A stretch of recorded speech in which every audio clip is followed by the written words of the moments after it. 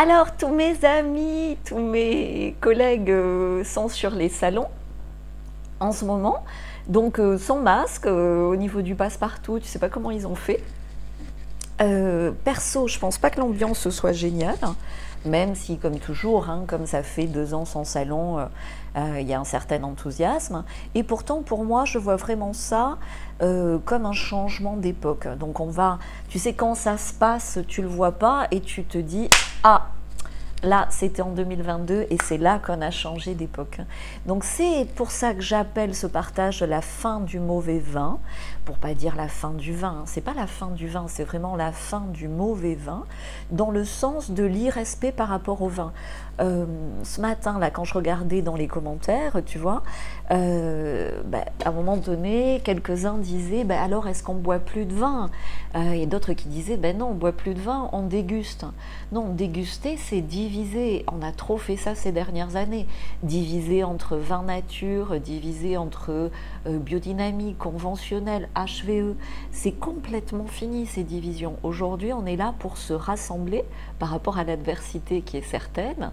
Quand tu vois, je l'ai partagé sur mon profil Facebook, où on a retrouvé Claude Evin cet été dans une réunion secrète de la grande pharmacie, sans parler, alors je peux pas dire le mot, mais tu sais, des gens qui font quand même des abus sur les petits-enfants.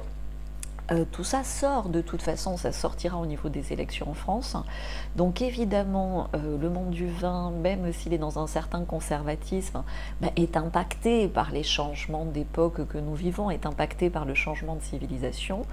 Et comment ça va se traduire? Quand je dis la fin du mauvais vin, c'est-à-dire qu'aujourd'hui, tous les mensonges sont complètement irrecevables. Il y a une espèce de soif de vérité, de soif de solidarité. Donc tout ce qui était bulle spéculative, ça forcément ça va prendre du plomb dans l'aile, si ce n'est pas déjà fait, ou si ça ne se voit pas, ça va se voir.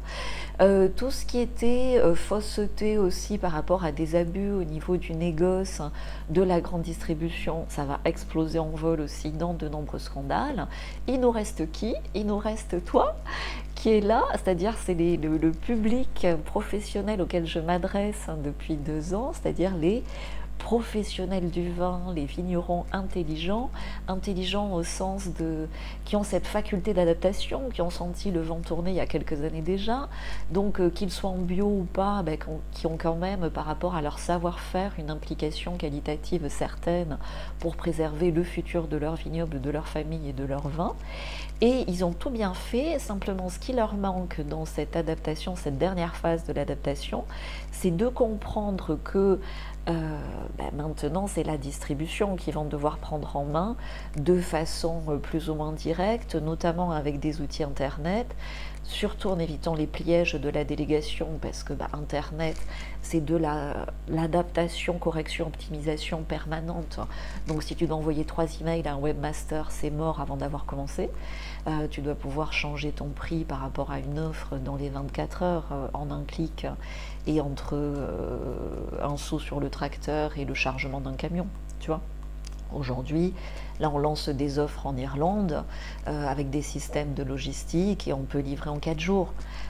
Donc si tu dois appeler parce que tu rajoutes 3 caisses sur ton offre ou t'en enlèves 10, appeler ton webmaster, c'est mort. Bref, tout ça se passe dans ce que j'appelle la nouvelle économie du vin.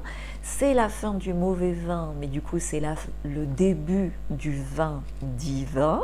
C'est pour ça que ma société s'appelle ID-Vin, et ce depuis des années.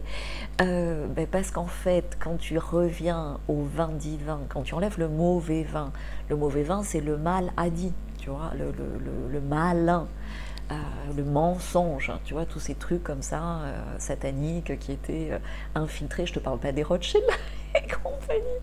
Bref, tu peux prévoir la fin de certains châteaux liés à ces familles-là, très facilement. Et je peux te le signer, on regarde cette vidéo ensemble dans quelques années. Donc tout ça pour te dire que Un âge d'or est à ta portée aujourd'hui dans la nouvelle économie du vin, pour peu que tu passes à l'action. Parce que si tu commences à te réveiller dans 5 ans, je ne sais pas si tu auras survécu économiquement jusque-là. Donc il est essentiel que tu puisses faire des ventes directes en t'appuyant, alors si le mot divinité te fait un peu peur, ben sur l'identité précieuse et unique de ton vin, et en la communiquant directement à des revendeurs sains qui comprennent la valeur de ton travail et de ton message. Et s'il n'y a pas assez de revendeurs sains qui peuvent t'aider, honnêtes, droits, qui payent avant expédition, ben fais-le directement avec des consommateurs qui ont soif d'un nectar qui connecte l'humain, la terre et le ciel. Et là, il y en a beaucoup sur la planète. Voilà, donc tu as différentes possibilités d'agir. La première, c'est de t'abonner quand tu vois cette vidéo au support où elle t'est présentée. Et la deuxième, c'est de passer à l'action. Il y a toujours un lien dessous.